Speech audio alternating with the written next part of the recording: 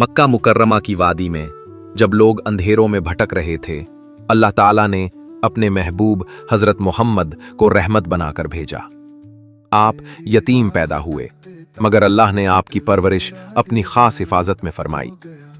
कम सुन्नी ही से लोग आपको अस्सादिक और अलमीन कहने लगे, क्योंकि आप हमेशा सच बोलते और अमानत अदा करते। जब 40 बरस की उम्र हुई तो गारे हिरा में आपको पहली वही नाजिल हुई, इक़रा बिस्मि रब्बिकल्लज़ी खलक। ये लम्हा इंसानियत की तारीख में सबसे अजीम इनकलाब का आगाज था।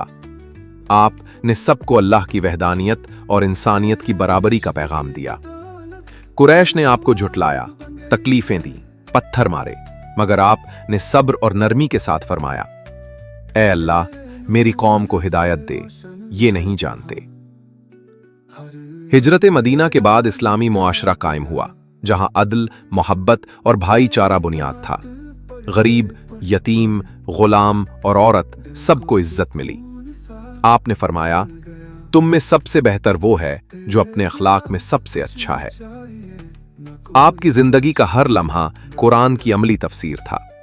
आखिरकार जब आपने विसाल फरमाया तो उम्मत के लिए ये वसीयत छोड़ गए, नमाज की हिफाजत करना, औरतों के साथ भलाई करना और कुरान को मजबूती से थामे रहना।